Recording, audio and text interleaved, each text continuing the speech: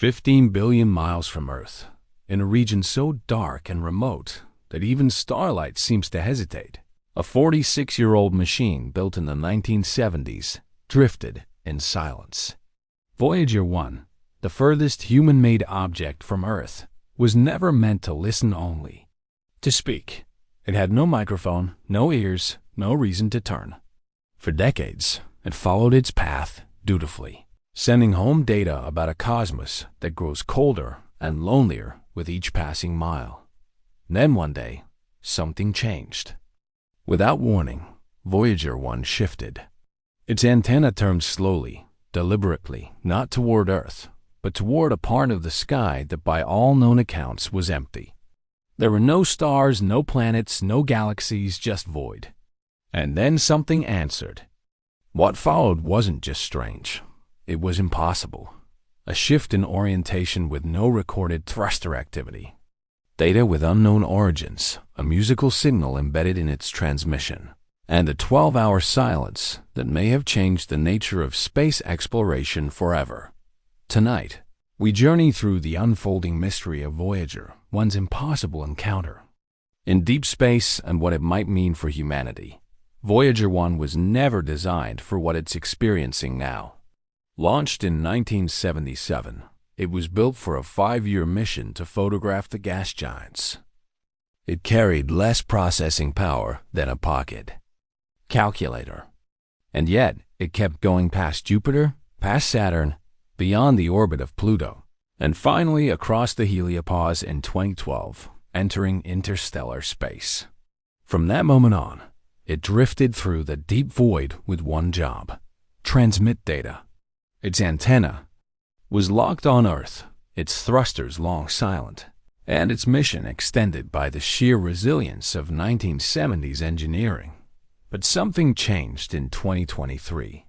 Voyager 1 began returning data that didn't make sense, not corrupted, but restructured. Its clocks drifted out of sync, its orientation records vanished, and then the emergency protocols kicked in.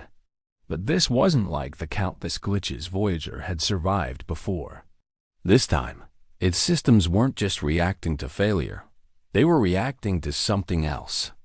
An unknown input that didn't come from Earth, didn't come from its environment, and couldn't be traced to any internal malfunction. The probe turned not randomly, not gradually, but toward a patch of sky that should have been meaningless. And that's when the real mystery began. The orientation shift wasn't just a software blip, it was physical. NASA's deep space gyroscopes confirmed that Voyager 1 rotated, a torque event with no recorded use of thrusters. No power surge, no momentum from solar radiation, and no micrometeorite impact. It was as if the spacecraft had simply decided to move. Engineers ran simulations, digging into every possible scenario. Could degraded circuitry fake a torque reading? Could ancient code misfire so precisely? But none of the numbers added up. This wasn't noise. It was precision. And then came the most disturbing detail. The direction Voyager had turned toward aligned almost perfectly with a theoretical region, known as a null zone, a pocket in space, where gravitational fields cancel each other out. A mathematical anomaly never directly observed, and certainly not something a spacecraft with no detection systems should be able to find.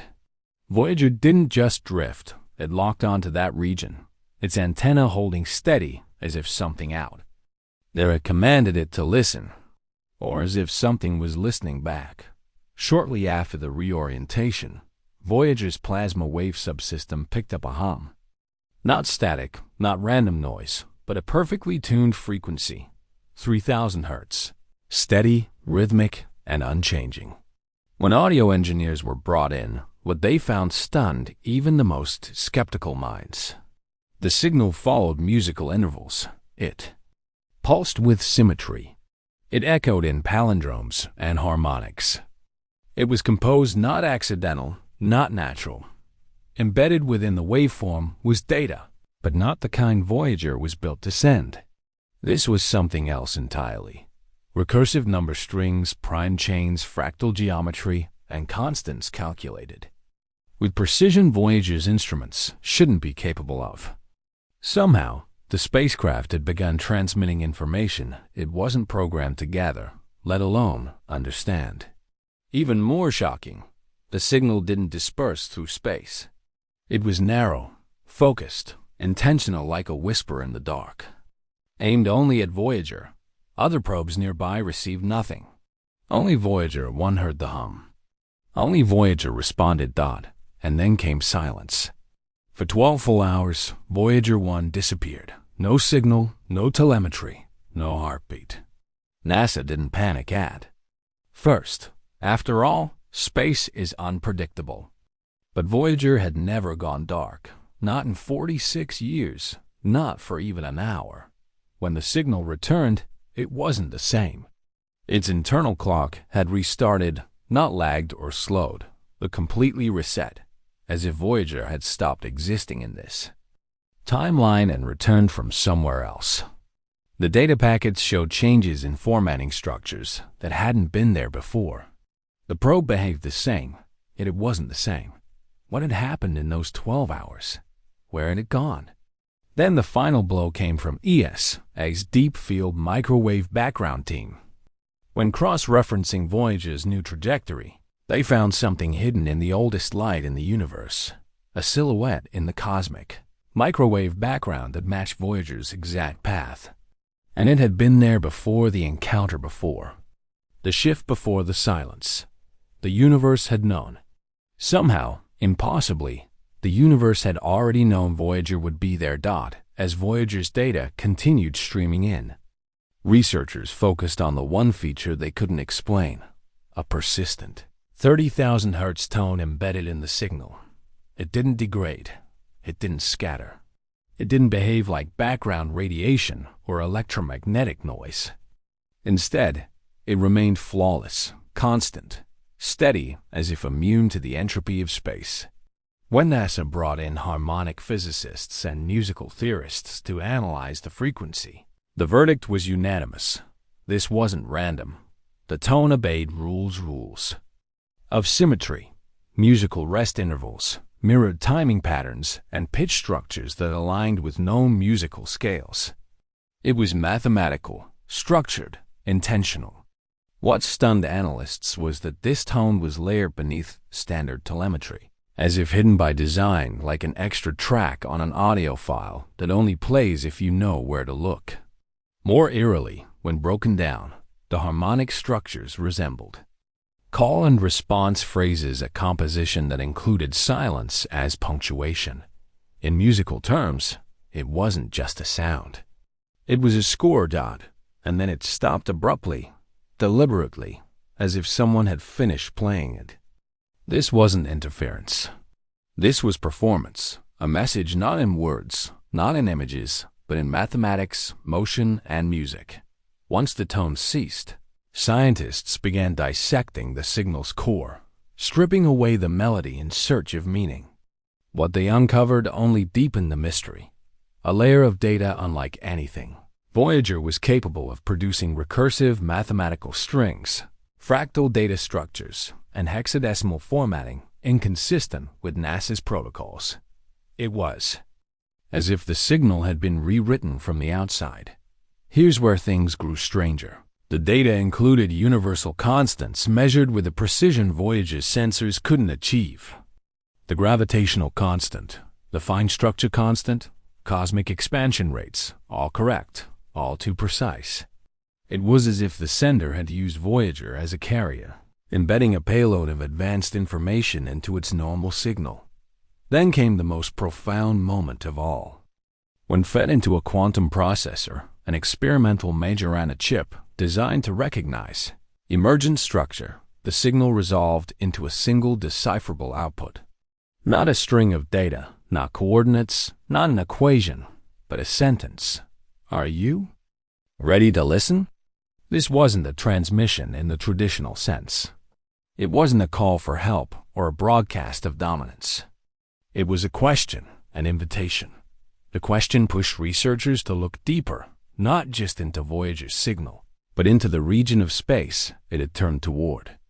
Ground-based infrared observatories were directed toward that dark patch of sky. For weeks, they scanned the void, searching for anything, an anomaly, a shimmer, a distortion. And then they saw it, a faint glow, a soft, oscillating halo barely detectable at first. It blinked not like a star, but like a pulse. It responded to solar flares, not instantly, but rhythmically, delayed just long enough to suggest interaction. Not coincidence.